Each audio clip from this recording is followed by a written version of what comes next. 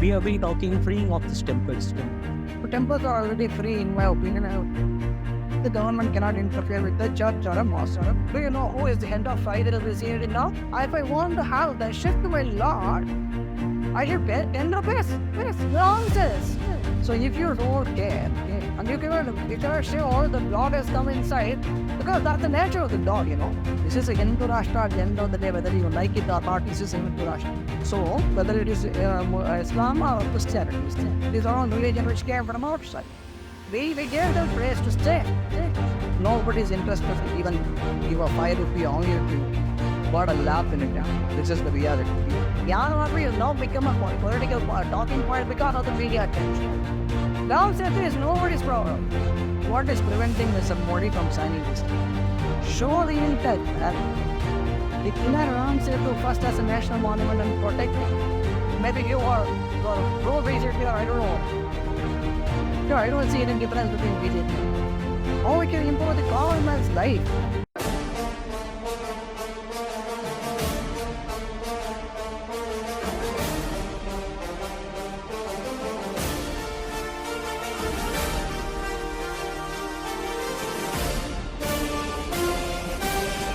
Namaste and a very warm welcome to the Nationalist Madarasi. This is Intellectual Exchange with Mr. Rangarajan.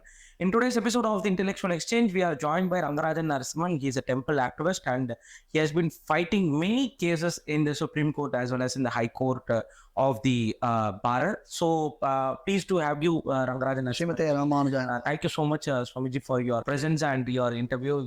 You have always enlightened us with your answers and your cases and everything. So, thank you so much for us.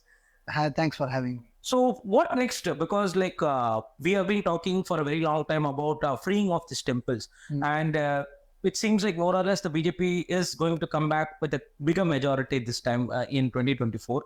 And what is their concept of freeing the temples? Because we have seen, like in Uttarakhand, the temple management and the temple administration had some changes. You can elaborate in that cases also. But when it comes to temples, like we can discuss Kashi and Mathura in the later part of this interview. But what is the concept of BJP about when it comes to the government taking back or non-interference of the government in the temple administration? As far as I am concerned, as a common citizen of this country, I have not seen anything in their manifesto, so-called manifesto, about freeing any temples.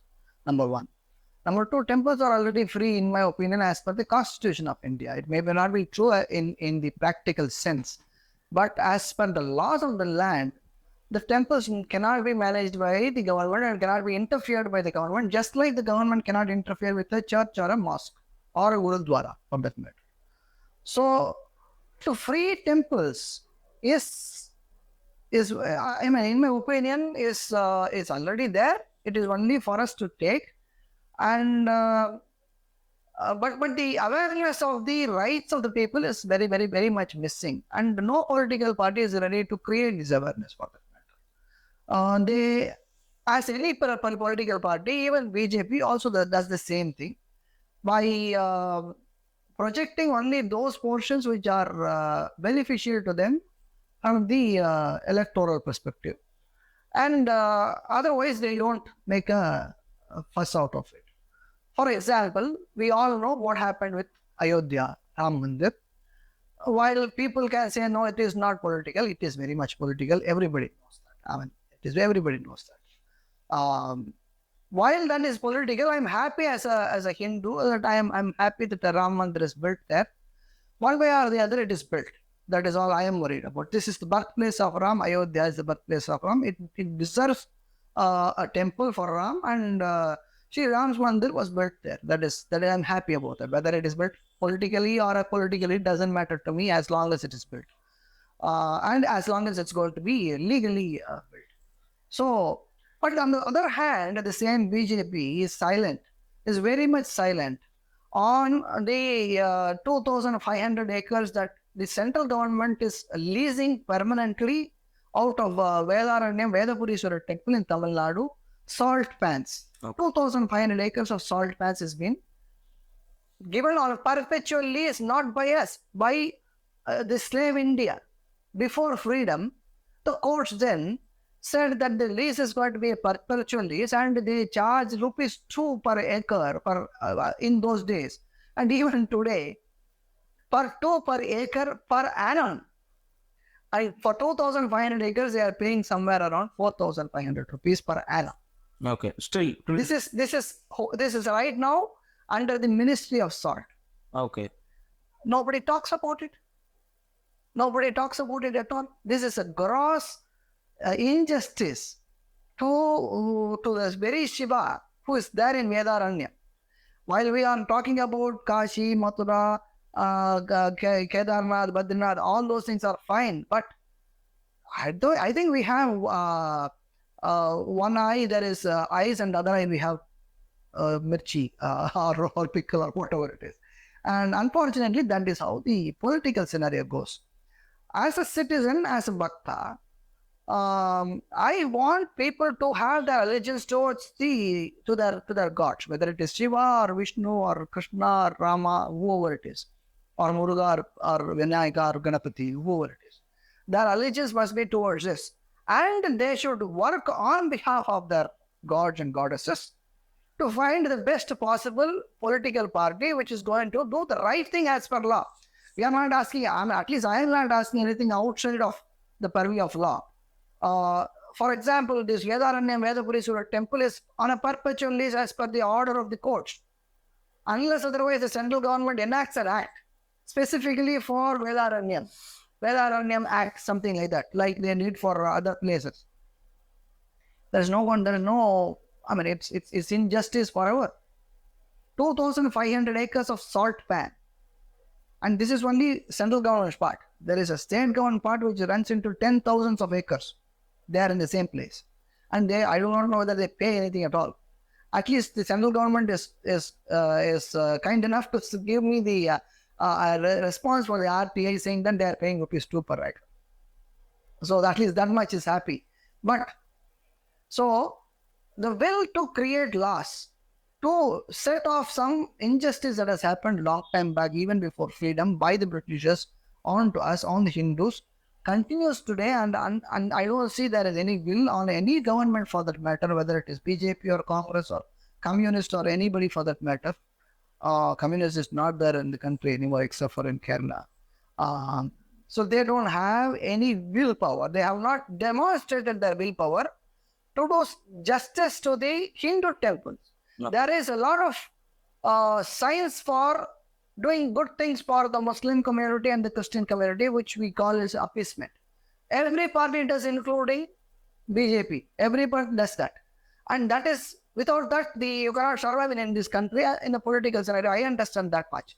But I'm at least asking the same amount of appeasement towards Hindus, Hindus are taken for granted, Unfortunately, we are taken for granted that we will vote for a particular party or against a particular party, which I think the political parties should rethink. If they don't rethink, they can't. You can fool somebody sometimes, but you cannot fool everybody all the time. So the day will come when people will realize that it is not helping them. Yeah, like I said, when after the day of consecration in Ayodhya, the next day, huge amount of people came from all over the world on their own. Nobody invited them. They all came. They are all having the love to Sri Ram and will never die. It will never die. One has to only realize that you have to be faithful to Sri Ram, not from the Lena Dena perspective, like I give to you this, you give me that, not kind of a contractual objective. But really, you should be a bhakta for Sri Ram, and then if you do, I think that is, in my opinion, very far away, because I don't see any inclination on any political party, particularly BJP, who claims to be a Hindu friend, on creating reforms in the law perspective and then setting right certain things or certain injustice that has done in the past. Yeah. I mean, look at it. In Tamil Nadu, there are hundreds of thousands of temples in which an idol theft is happening on a daily basis. Okay. On a daily basis. And the central government keeps quiet about it. Why can't they enact a law for the whole of the country to create strict punishments and strict laws to ensure that the idol theft is curtailed? Why can't they have a special force to ensure that these antiquities are preserved? This is our life. Our God in the temple is our life. It is not the property. To me, the property doesn't make any sense. I'm talking about the property first, unfortunately. But to me, the more important thing is the temple itself and the deity in the temple and the murti that is there and the pujas and punaskaras that is going to happen in those temples. All those things are going, I mean, it's gone, we are losing it. Theft is happening on a daily basis in Tamil Nadu without any checks and balances. Even though there is an idle wing CID separately created for this, nothing much has happened with that CID. Nobody says anything. All the cases are just lying there. I don't know if the last that I saw any news about idle wing CID is probably when Ponmanikwen was there.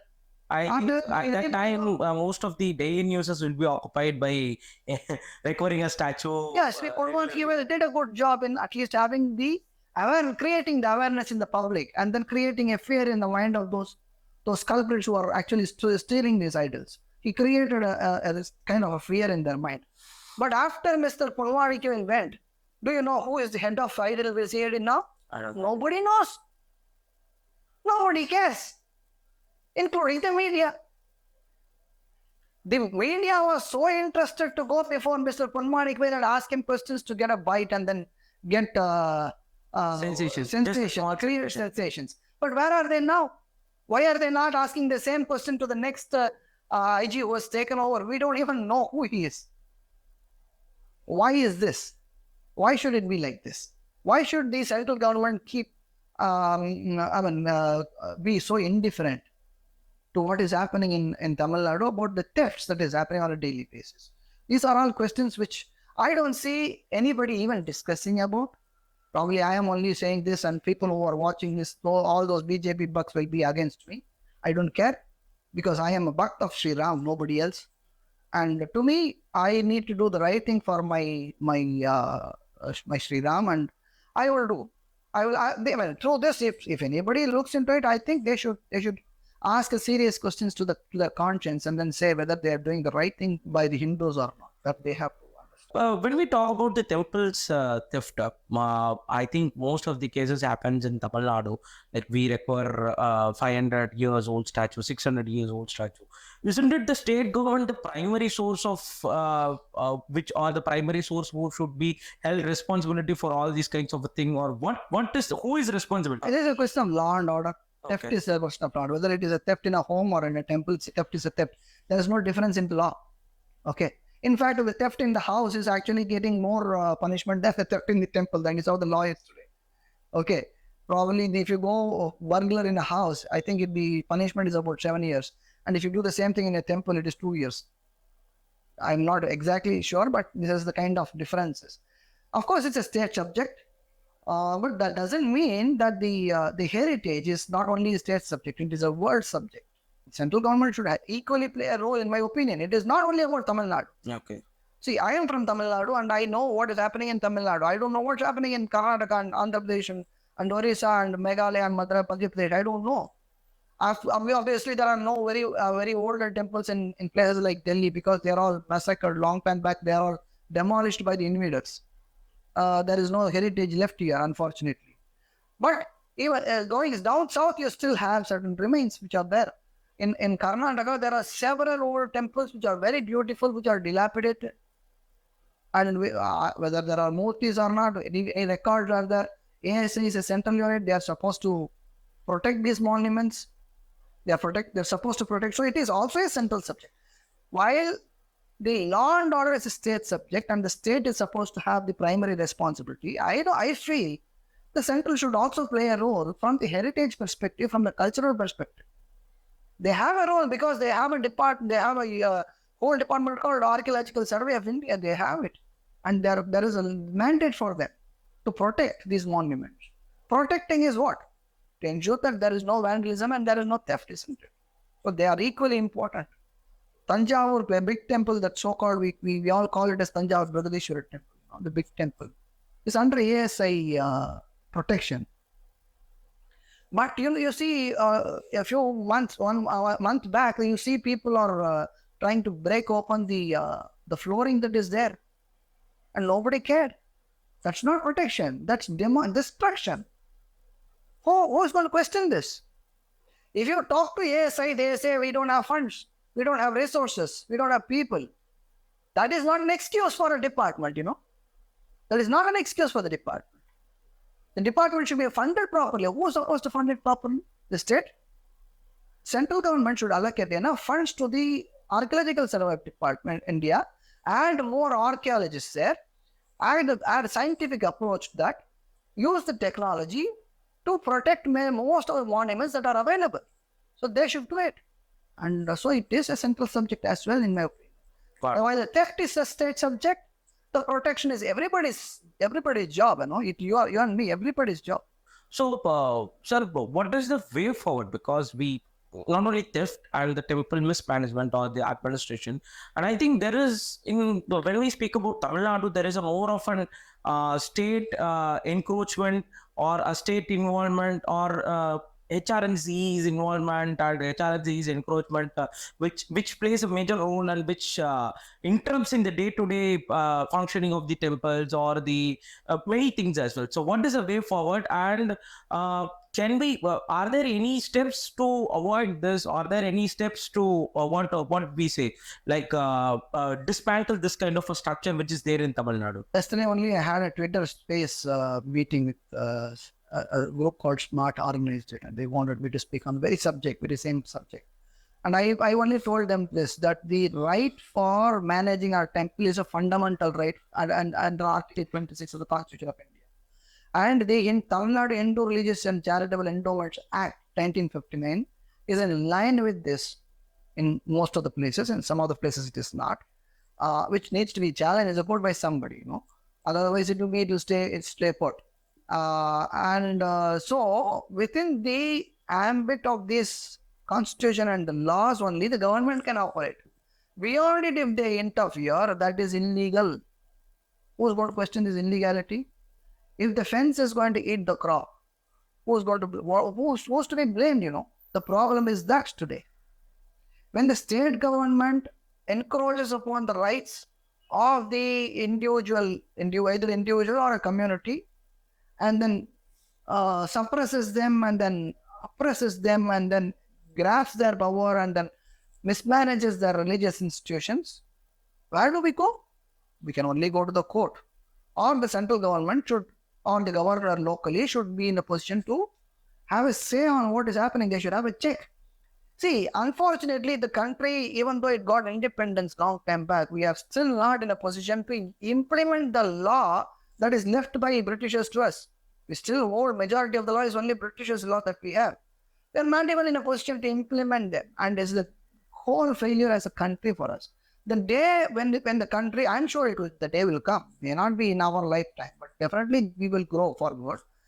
When we come forward, when we grow, I think things will be all right. But the question is, when is it going to happen? Is it going to happen today or after 200 years? That's the question. Okay. So, to answer to your question on the interference of government in Tamil Nadu, it is partly because the government is crossing the boundary and then encroaching upon the rights. And secondly, as a devotee, as a person who is interested in the temple's welfare, I am actually having a lot of apathy and I don't question anything that is happening.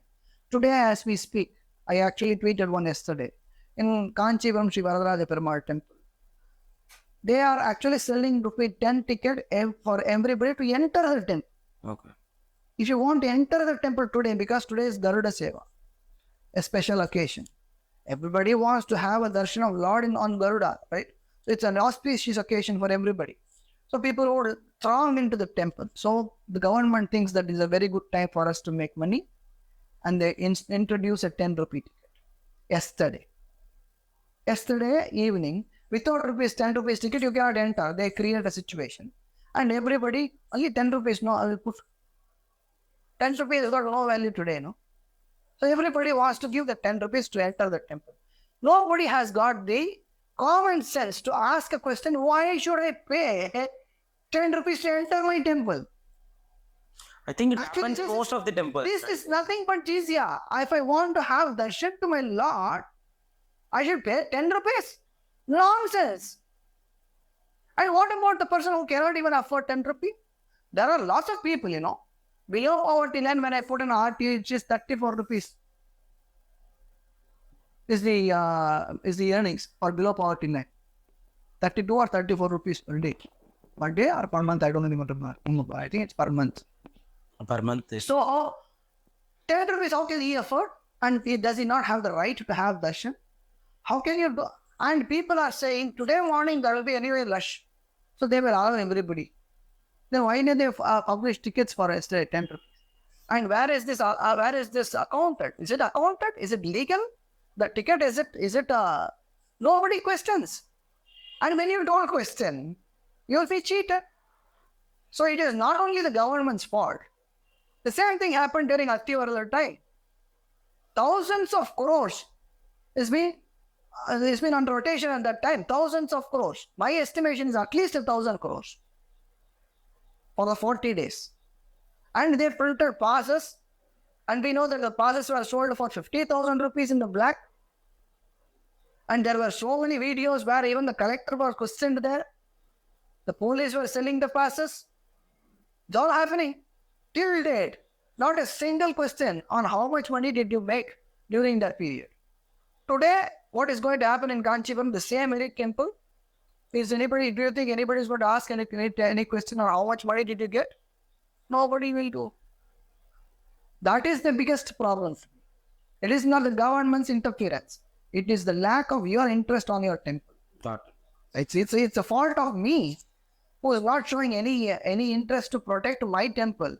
And I am ready to, I'm so gullible that I want to give 10 rupees to the government to get an entry into the temple.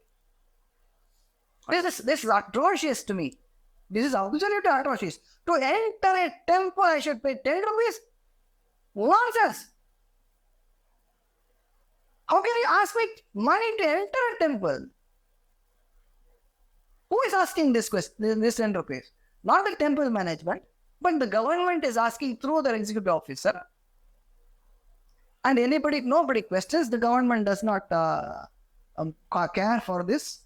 So where is this money going? Like I said, there is a machine which gave the 10 rupees accounted. There is an advertisement behind that ticket, 10 rupee ticket of Karur Vysya Bank. Who paid for that advertisement? Did Karur Vysya Bank pay for it? I don't think so. There should be a tender, isn't it? If that is the case. There should be some. There is a ticket, and if there is going to be a space behind the ticket which is going to be used, then you should have a tender. Was a tender issued? Who cares, man?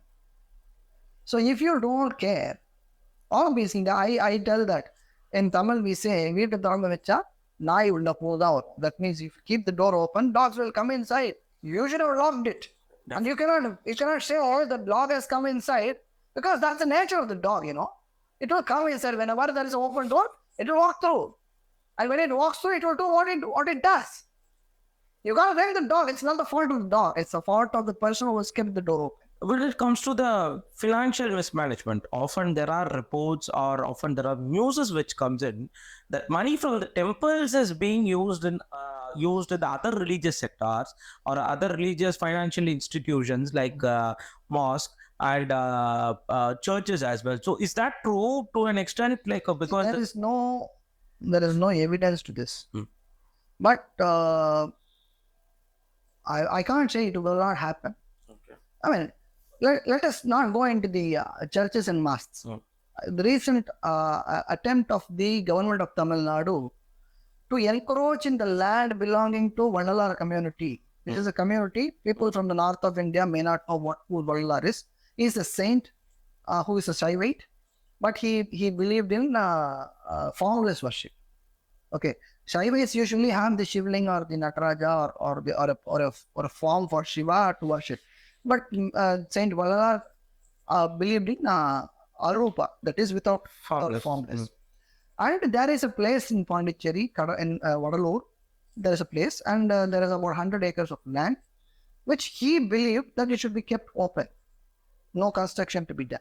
Now, government is now saying that I will build an international research center on Vallalar and his teachings with taxpayers' money. Okay. So that means money paid as tax by a Christian and a Muslim is being sent for the propaganda of a particular sex religious propagation, which is not allowed in as per Constitution 27, Article 27 prevents this. You are talking about monies from Hindus being used for Muslims and Christians. Okay. I am talking about common taxpayers' money, which includes the Christians and Muslims' money to be used on a propaganda of murder. We may ask the question, somebody also said the same thing. Rangarajan will be happy if the government spends money on Rangarajan Swami. I will be the person to oppose it also. Okay. Government has got no business to put the taxpayers' money in a temple. You call it a secular India, then remove the word secular India and make it a Hindu Rashtra. Both the central as well as states. And then they can attempt to do certain things within the law. But without that, if you're not declaring our country as an Hindu Rashtra, and then you are using taxpayers' money of all the religions or to propagate a particular religion, that's not the job of a government, That's the job of that sampradaya, and that's the right to propagate as per Article 26 of the Constitution.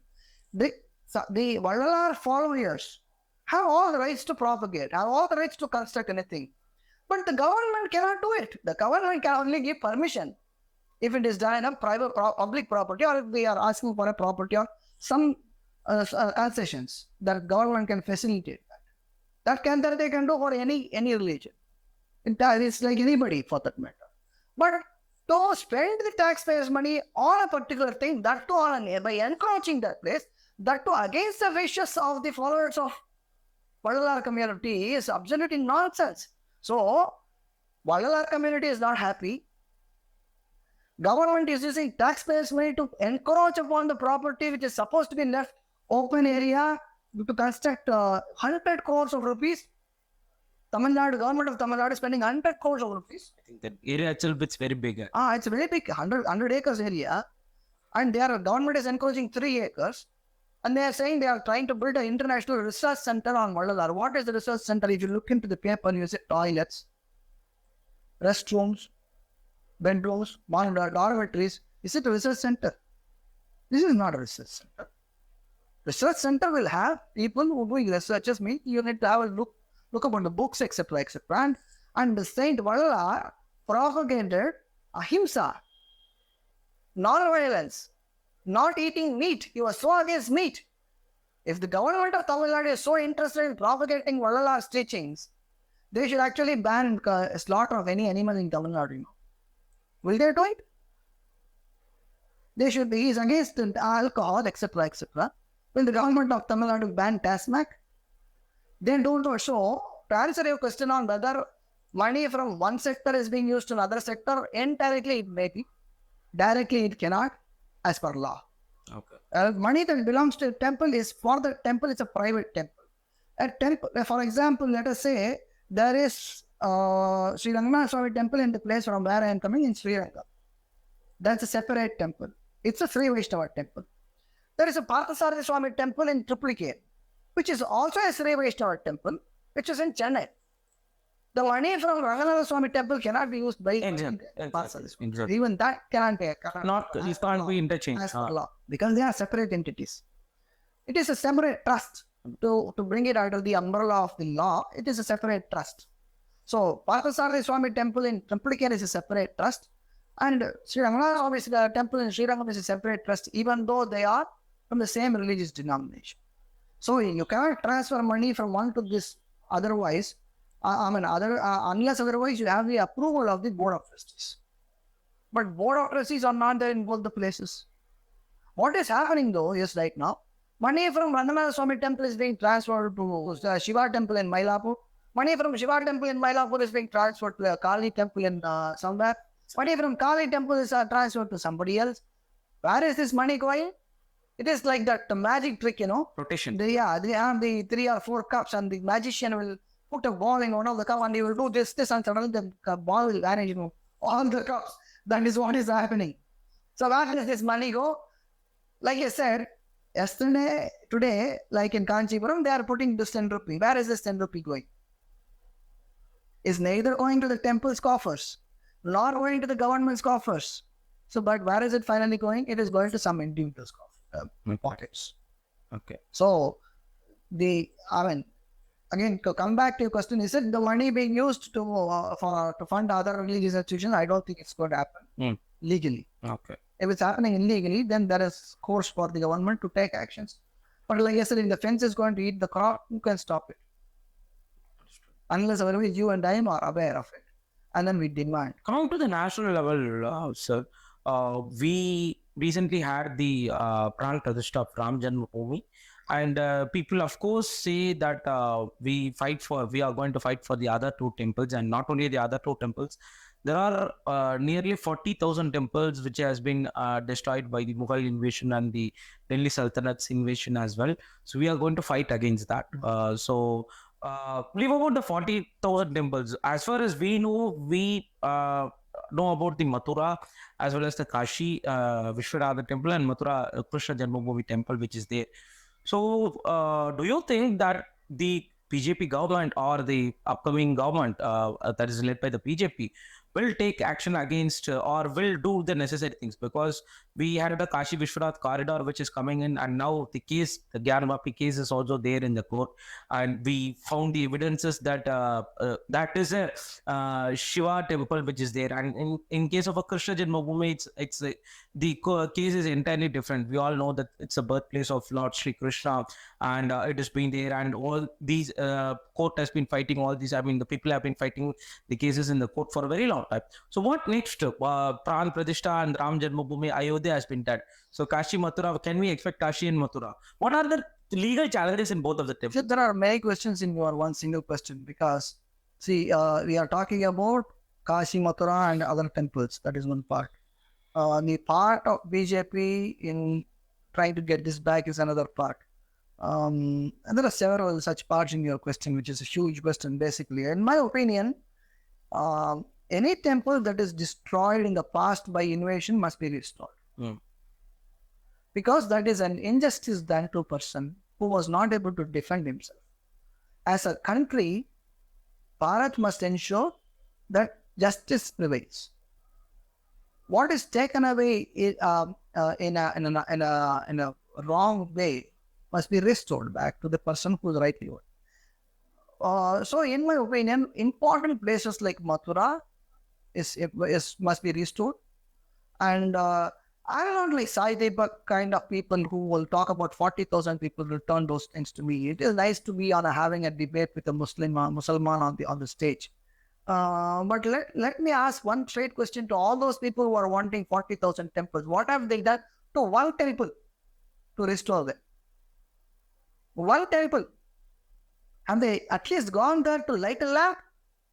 Why are people talking about this on the media only? How many people? And people say that we are creating awareness. How much of awareness do you need? Everybody knows. What more awareness do you want? That you are being plundered by the invaders in the past? Is that something that nobody knows? I don't know. What am I going to do knowing that? I'm an ordinary citizen. What can I do? It is the government and the political parties who has got a muscle power, will power, etc., power, all sorts of power to make a change in this society. And which political party is going to talk about this openly? You are saying there are cases being filed. Cases being filed by whom? Individuals. Ayodhya case is not fought by the government. It is fought by individuals. Where is the government here? People may now claim, after what has happened in the Supreme Court, that I had a hand in this.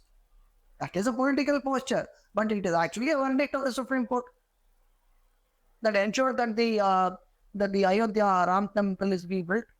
Right? That is the question of the government. So can anybody openly come and say, yes, I am the person responsible for this verdict? Can they say that? Then they'll say they have the guts to say that.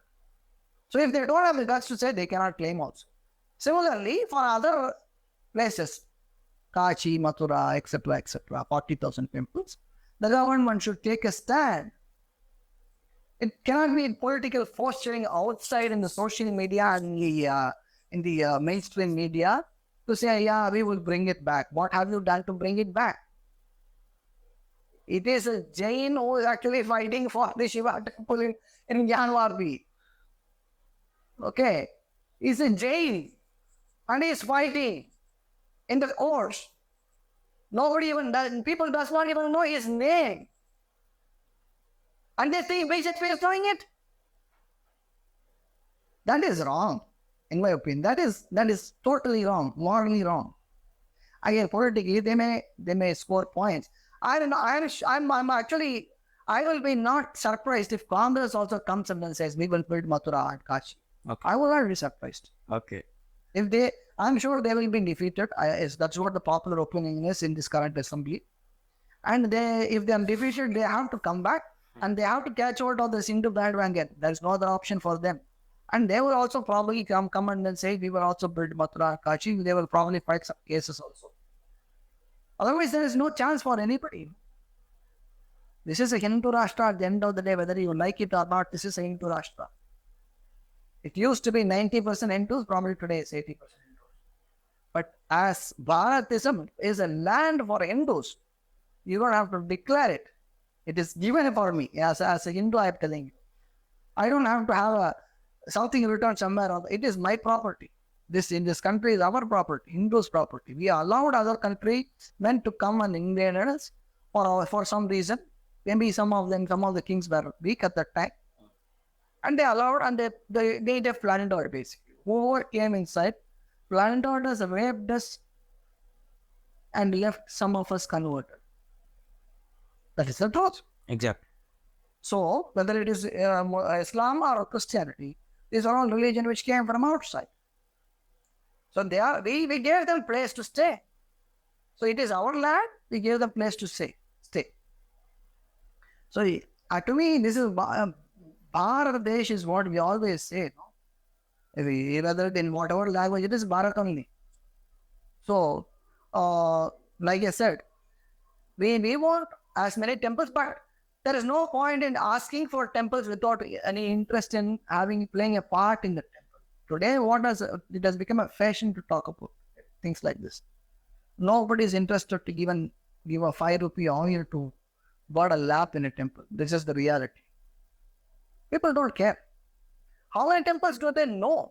Yarvafi has now become a political talking point because of the media attention.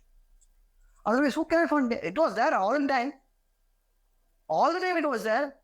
All the time people who wanted to go there went there and they paid their respects to Shiva and then came back. Why should we now become a talk? I will be surprised if the talking point continues after the election. I will be surprised, honestly. People don't talk about Ram Setu. Why? Ram Setu is nobody's problem. Okay. You're talking about Mathura, Kashi, etc., where there's a dispute. Where is the dispute in Ram Setu? Why is the BJP not declaring it as a national monument? Can't ASI do this? It's one signature as per Mr. Subramanian Swamy. He said one signature Mr. Modi it's waiting for. What is preventing Mr. Modi from signing this paper?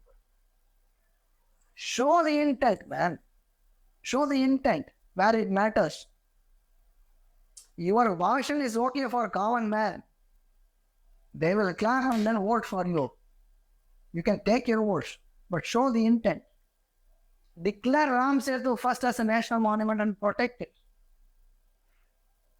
Then we can talk about BJP doing this and that. I don't know. I mean, maybe you are pro BJP or I don't know. But I am as a citizen, I am saying there's no difference from a religious perspective. From a person who's got bhakti towards God. From this perspective, I don't see any difference between BJP and Congress. It's the same thing. Otherwise, there are differences. I'm not getting into that area. But from a devotee perspective, from a Hindu perspective, from a Sanatani perspective, I still see that injustices are continuing to be meted out to us. We are continuing to be ignored by the political parties. We are continuing to be exploited by the political parties for their benefit. Nothing for our benefit. So, one last question, sir. What are the legal constraints in these two? Because as you said, we discussed a lot about the things on which we need to do as well. Is there any legal constraints for all these two things which is there? I mean, Kashi and Mathura. If there is a legal constraint, the government can take it off. Okay. There will be legal constraints, obviously. There are two parties claiming ownership for a particular place. There will be constraints. There will be legal issues which will come. There will be 100,000 legal points. If the will is there for the government, they can enact a law to circumvent all these things. Okay. In the Shahmano case, only the government of the Rajiv Gandhi government, they changed the law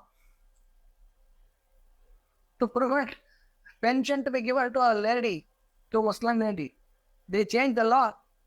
So if you can change the law for one lady, to protect one Muslim from giving money to his divorced wife, you can do this. It's a question of will power by the government. Impediments can be overcome. It need not be overcome. See, if you try to craft yourself with the existing law and try to find a solution, it's very difficult. You got to expand yourself. You got to come out of it. And then that is why people come to the power should think. See, the problem is the government is not even having the bones to change the law with regards to CRPC and IPC. Even today, the punishments are like 100 rupees, 50 paise. Nonsense. If somebody is raping a child, that is under POSCO, you may have a little bit of. But where is the initiative? Put sentence to death, actually. Yesterday, a 17-year-old boy took a Porsche and then killed somebody on the street, and then he is treated as a juvenile. Law must be changed. Law must be changed there. Where is the bill?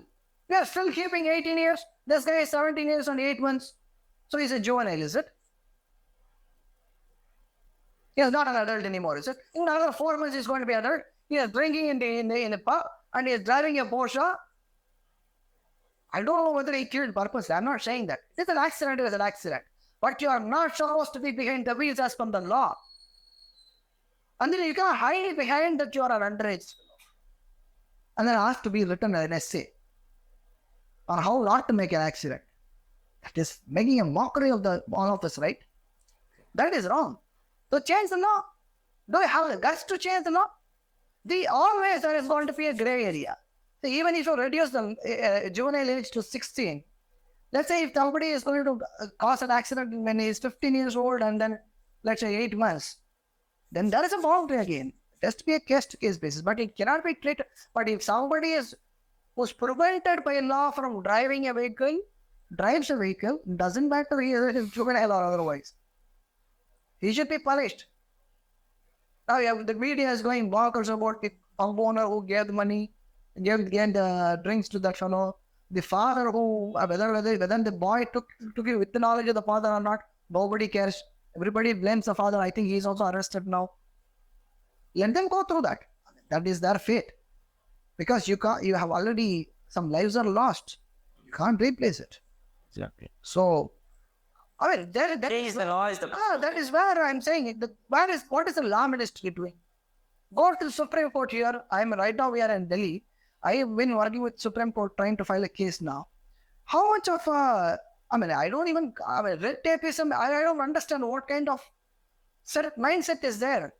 The law must be so easy for a common man to go approach and then tell and then find a solution. It's so very difficult to get into to file a case. What is the law ministry doing? Go to Chennai Madras High Court. It is very difficult for you to get a case filed and then listed. Why should it be so difficult?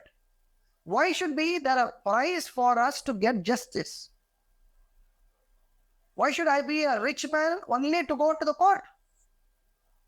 As a common poor fellow, last week I actually tweeted about a small boy who is actually sleeping on the metro line. Every day I saw him. I tried to help him. He was unconscious. Then I tweeted on this thing, tagging everybody in Delhi. Not a single soul from any of the government, whether it is AAP government or whether the BJP government, nobody cared for that boy. It's a 7-year-old baby. Every day the baby lies there on the street in the metro station. In Mayur Vihar phase 1 metro station. I see it. In capital of the country, as a baby is not having the right fundamental rights, food, water, shelter is not there. He is almost drugged. When I spoke to people, they are saying that there's something called thinner smoke. They give. Everybody knows like what's happening there. But nobody cares. Everybody is so damn busy about minding their own business. And then when I tweeted, a good soul actually went there and then did some good thing for them. I have not seen that boy after that from in that place. I'm happy that way. But why should it be an NGO? Why cannot it be government? The law must be strict. So what is the law ministry doing? Who is going to ask for justice for that boy, you tell me? He does all depends on. does not even understand what court means. He's a baby.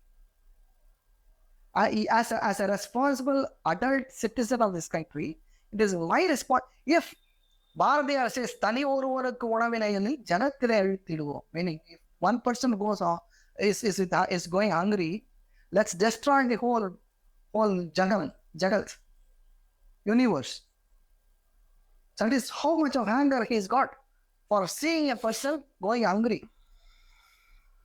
Mr. Prime Minister, Mr. Modi is so fond of Tamil. Somebody should tell him this particular line of Mahakavi Subramanya Bharati. And then he should ensure at least kids should not suffer, should not be deprived of their fundamental rights. And for that, he need to have a will to change the law. What law has changed in the past 10 years, you tell me? Which is going to affect the common man. You tell me one law which is going to affect the common man. They have just changed the Don't talk about CA other things. IPC, and they have recently changed They renamed it, that's all. renamed it. That's all, renamed it. Okay. What law has changed which is going to affect the common man in a drastic way, improve it? You tell me one. Yeah, I think in the third term they will be doing that. Hope is a hope. So changing the law is the only perspective to fight against. That is always on the ruling party. And they have to have the will, and they should demonstrate the will before they go to ask for votes. Now the Kejriwal government today here is asking about, give me votes so I will not go back to jail. That's what he's saying. How pathetic it is. I'm seeing posters all over Delhi. It says, give me votes so I won't go back to jail. You don't care about the boy who's sleeping on the floor, on the street corner every day. You don't care. But you don't want to go to jail and you want everybody to vote for you. What kind of a pitch is this? That's it. I don't have words, Definitely. So I think, I hope that the government will work on the scale of. Yeah. I think people like you and those who are watching must also be practical in not trying to be so fond of a particular party and against another political party, because there must be an opposition. There must be a ruling party. There must be an opposition party. Both must be effective. Both must work for the benefit of the nation. It cannot be that only I am projecting myself as the only person who say I'm going to save this country and the other person is going to destroy the country. This is not the kind of country that I want to live. I want to live in a place where both the parties, both the sides, or 3 or 4 sides for that matter, start asking about how we can improve India as a country, how we can improve the common man's life, how we can improve the standards of life, food, water, shelter, medicine, education, fundamental things. How we can improve this? How we can reduce the number of beggars in the street? How we can create self-confidence in the people? That is what is important. Definitely. These will not get votes, That's why I am this, and that's why the politicians are politicians. But all I'm trying to say is not let the politicians be what they are. Be them as they are. But as a voter, let me start demanding. People, I am only through this interview, I will only request these people not to go overboard and then say, oh, Rangarajan is anti-BJP, etc. Think, I am not anti-BJP, I am pro-India. In that note, thank you so much, sir, for your enlightened speech and enlightened thoughts as well. It's a pleasure always talking to you. Thank you so much. Srimate Ramanujan.